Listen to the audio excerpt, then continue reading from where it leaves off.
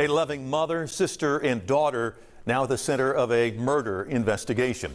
Memphis police found the 25-year-old killed in the Nutbush neighborhood. The woman's family continues to mourn while police search for her killer in tonight's Manhunt Monday. Candace Parker and her father are searching for a killer. Memphis police say 25-year-old Jerriny Caples was murdered last November in Nutbush. A white Jeep Cherokee sits abandoned on a quiet Memphis street. Inside, 26-year-old Jerriny Caples slumps in the back seat, a single bullet wound to her head. The killer walks away calmly, captured on a nearby doorbell camera. Face obscured, identity unknown. Just days earlier, Jerriny had decorated her home with balloons and gifts, celebrating the prison release of her boyfriend of 7 years. She posted on social media, "4 years in jail with you was all worth it. These been the best 4 months since your feet hit the concrete." Now she was dead, leaving 2 children motherless and a family desperate for answers. What happened in those final days between prison release and murder? Who pulled the trigger? And why has this case gone cold for years, despite surveillance footage of the killer? Welcome to our channel, where we expose the darkest acts humanity has to offer. If this is your first time here, hit that subscribe button and notification bell so you never miss a case. Drop your city in the comments below.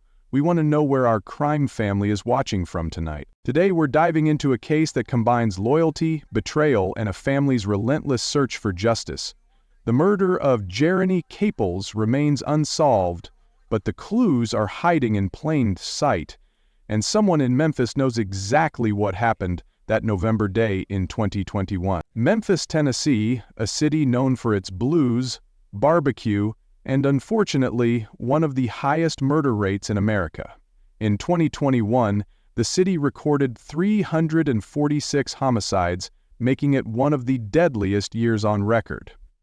Behind each statistic is a name, a face, a life cut short, and on November 11th, 2021, that name was Jerriny Caples.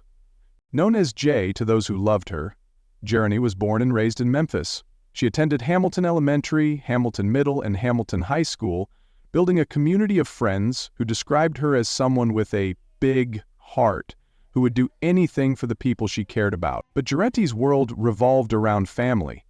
As a mother of 2 young children, she devoted herself to giving them the best life possible. Her nurturing instinct extended beyond her biological children. She took in her nephews and raised them as her own when they needed her. "My sister loved kids. She always wanted her own," her sister Candace Parker would later tell investigators, her voice breaking with emotion. The Caples family was tight-knit. Jerriny's father, Jerry, remained actively involved in her life, as did her sisters Candace and Lamaisha. They lived close enough to check on each other regularly, a family support system that made what happened even more devastating. At 26, Jerriny had already experienced more loyalty tests than most people face in a lifetime. For 7 years, she had been in a relationship with a man known on the streets as Grape or Debo Grape, whose real name was Ronaldo Wright. 4 of those years Wright spent behind bars. Many relationships crumble under the weight of incarceration, but Jerriny's devotion never wavered. She visited him, accepted his collect calls, put money on his books, and waited patiently for the day he would come home. When that day finally arrived in mid-2021, Jerriny celebrated like it was a holiday.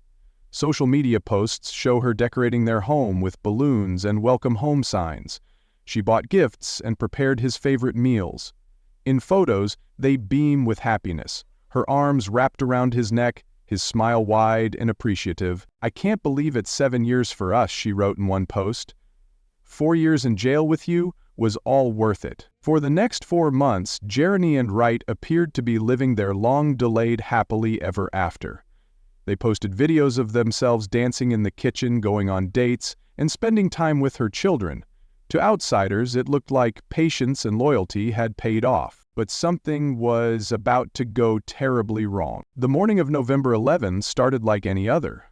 According to Wright, Jerriny cooked him breakfast before he left for an auto auction in Lakeland, Tennessee, around 8:42 a.m. She planned to attend classes that day and then meet someone to pick up some shoes. It was the last time anyone close to her would see her alive. When Jerriny didn't answer her phone later that day, alarm bells rang for her sister Candace. This wasn't like Jerriny at all. She always answered her sister's calls no matter what. Worried, Candace drove to Jerriny's house. As she pulled up, her heart sank. Police cars lined the street, their lights casting red and blue shadows across the neighborhood. Something terrible had happened to her sister. Between 12 o'clock and 1 o'clock p.m.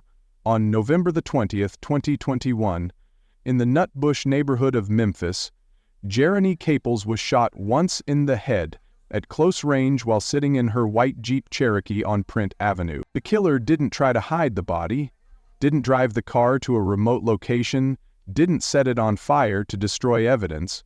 Instead, they simply walked away, leaving Jerriny slumped over in the back seat of her own vehicle in broad daylight on a residential street. It was cold, it was calculated, and it was caught on camera. A doorbell camera from a nearby house captured footage of someone leaving Jerriny's vehicle and walking away calmly after the shooting. The figure moves with no urgency, no panic, almost as if they had just completed an errand rather than taken a human life. But the footage, while crucial evidence, was frustratingly incomplete. The suspect's face remained obscured, making positive identification impossible. The Memphis Police Department released the video to the public, hoping someone would recognize the person's clothing, build, or distinctive walk. Jerry Caples, Jerriny's father, studied that footage countless times, looking for any clue that might lead to his daughter's killer. The murderer was picked up by a door cam leaving the vehicle, Jerry noted. It kinda led me to believe the person might stay in the area. This wasn't a random act of violence, the family believed. This was personal. The killer knew Jerriny, may have even been close to her. And in the days following the murder, suspicion naturally fell on the man who had just re-entered her life after 4 years in prison, Ronaldo Wright. The timing seemed suspicious to many. Wright had been out of prison for only 4 months when Jerriny was killed. Had something gone wrong in their relationship?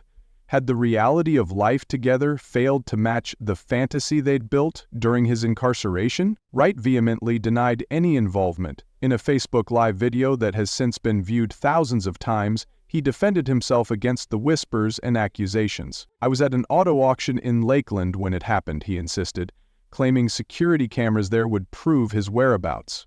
"We had breakfast together that morning before she went to school and I went to work.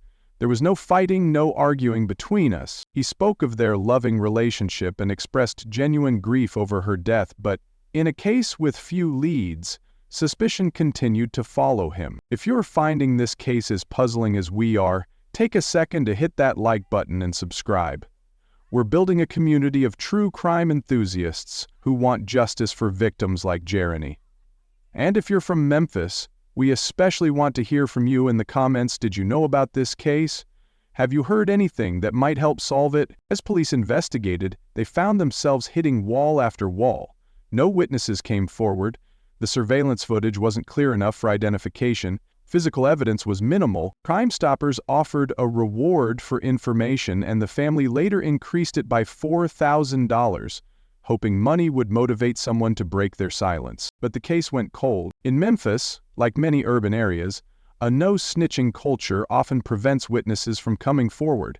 Fear of retaliation, distrust of police, or loyalty to the perpetrator can all contribute to this code of silence. Jerry Caples believes this is exactly what happened in his daughter's case. "Somebody knows something," he says, his voice firm with conviction. "Somebody saw something that day, somebody heard something, and they're keeping quiet." For Jerry, the search for his daughter's killer became an obsession. He frequently returns to Print Avenue, walking the streets of Nutbush, talking to residents, showing Jerriny's picture, and asking if anyone remembers anything from that November day. Sometimes he sits in his car near where Jerriny was found, watching people come and go, wondering if her killer might walk right past him. "I'm not gonna rest. I'm not gonna sleep. I'm not gonna stop screaming justice for Jerriny." I'm not going to rest. I'm not going to sleep. I'm not going to stop screaming justice for Jerriny, Candace Parker declared, echoing her father's determination. But as days turned into weeks, weeks into months, and months into years, justice remained elusive. 2 years after Jerriny's murder, the Memphis Police Department officially classified the case as cold. Despite the surveillance footage, despite the reward money, despite the family's tireless efforts, no arrests have been made. But cold doesn't mean forgotten, especially not for the Caples family. On the anniversary of Jerriny's death, they gathered for a vigil. Candles flickered in the November wind as family members, friends, and community supporters released balloons into the night sky.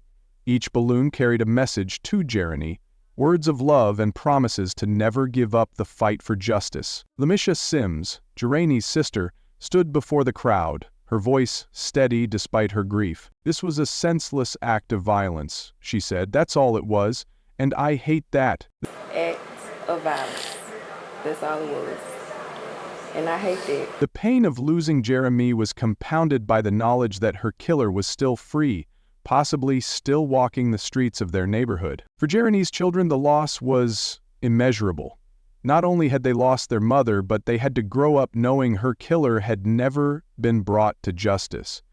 How do you explain to a child that sometimes bad people get away with doing terrible things? The ripple effects of Jerriny's murder extended throughout the community. Other young women in the neighborhood became more cautious. Parents held their children closer. Neighbors installed security cameras and doorbell systems. The murder had shattered the community's sense of safety. Meanwhile, Jerry Caples continued his one-man investigation. He collected information, followed leads the police had abandoned, and kept his daughter's case alive in the public consciousness. He printed flyers with Jerriny's photo and the Crime Stoppers number, distributing them throughout Nutbush and surrounding areas. "I feel like I'm getting close," Jerry told local media in 2023. "I just need the community's help looking for the person responsible for my daughter's death." His determination was fueled by a father's love and a promise he made at Jerriny's funeral, that he would not rest until her killer was found. The Memphis Police Department maintains an open file on Jerriny's case, but with limited resources and new homicides occurring regularly in the city, cold cases often receive minimal attention. This reality is something the Caples family has had to accept, even as they refuse to give up hope. Before we continue, I want to ask you something. Have you ever known someone who was the victim of an unsolved crime? How did their family cope with the lack of closure? Share your thoughts in the comments below. Your experiences might help others going through similar situations right now. As years passed, theories about Jerriny's murder continued to evolve. Some believed it was a robbery gone wrong, though nothing appeared to be stolen from her vehicle. Others suspected it was related to a personal dispute, possibly involving someone from her past. Candace Parker, Jerriny's sister, has her own theory. "I believe my sister knew her killer," she stated firmly. "This wasn't random. This was someone she trusted enough to get in that car with." The question that haunts the family most is, what were Jerriny's final moments like? Did she see it coming? Did she have time to be afraid? Or was it quick, a sudden, unexpected end to a young life full of promise? These questions may never be answered unless someone comes forward with information. In cases like Jerriny's, where evidence is limited and witnesses are silent, theories fill the void left by facts. Let's examine the most compelling possibilities. Theory 1. The ex-boyfriend. Despite Ronaldo Wright's alibis, suspicion continues to surround him. Statistics show that women are most vulnerable to violence when leaving a relationship or shortly after a partner's release from prison. Could the reality of life together have failed to match the fantasy they built during his incarceration? Wright claims security cameras at the auto auction in Lakeland would prove his whereabouts at the time of the murder.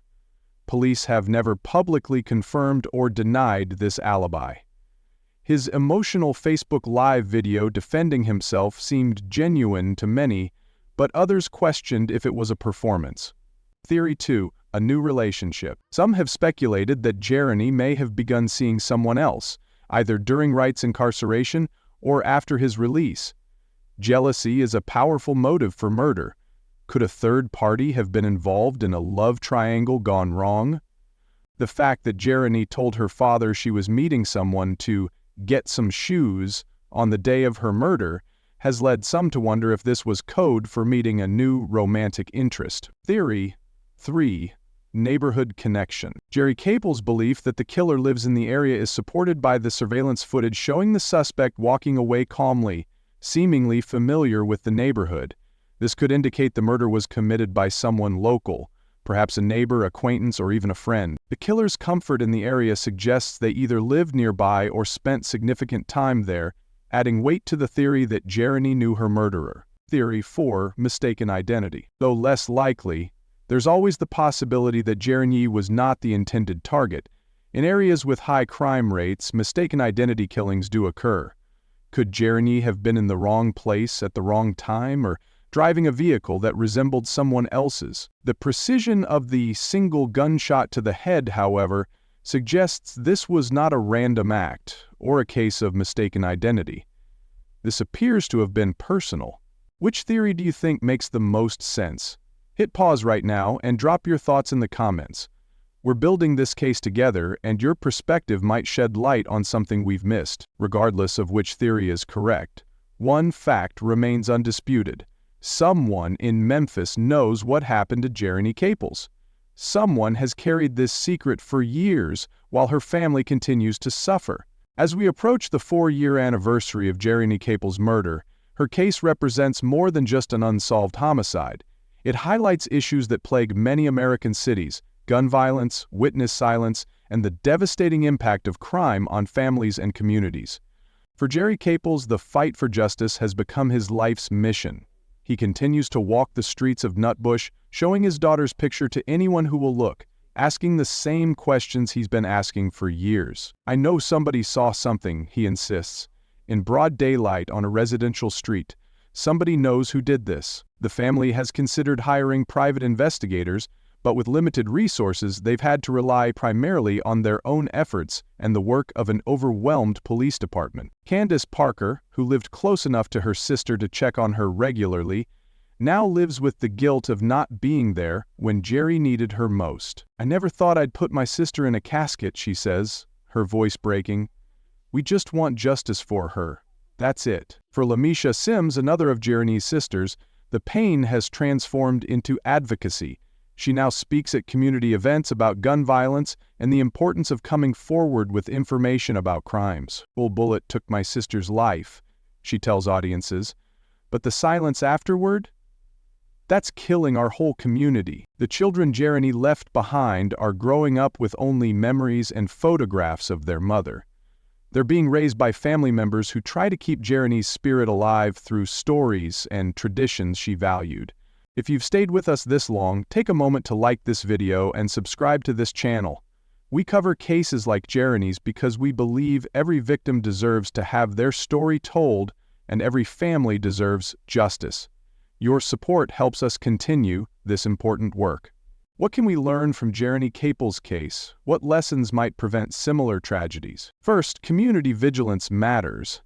In neighborhoods with high crime rates, looking out for one another can make a difference. Reporting suspicious activity, installing security cameras, and participating in community watch programs can deter violent crimes. Second, the no-snitching culture protects only criminals. When witnesses stay silent out of fear or misplaced loyalty, justice cannot be served. Anonymous tip lines like Crime Stoppers exist precisely because law enforcement understands these concerns. You can help solve a case without putting yourself at risk. Third, gun violence continues to devastate communities across America. A single bullet ended Jerriny's life and forever changed her family's future. Addressing the root causes of gun violence, poverty, lack of opportunity, inadequate mental health resources, must be a priority if we want to prevent more senseless deaths. Fourth, support for families of homicide victims is crucial. The trauma experienced by those left behind is profound and long-lasting. Counseling services, support groups, and community assistance can help families navigate their grief and the complex criminal justice system. Finally, cold cases need continued attention. Just because an investigation has stalled doesn't mean it should be forgotten. Public pressure, media coverage, and community involvement can breathe new life into cases like Jerriny's. As we conclude Jerriny's story, or rather, pause it until there are new developments. We return to the image of her white Jeep Cherokee on Print Avenue. Inside, a young mother's life ends abruptly while a killer walks away, captured on camera but still unidentified.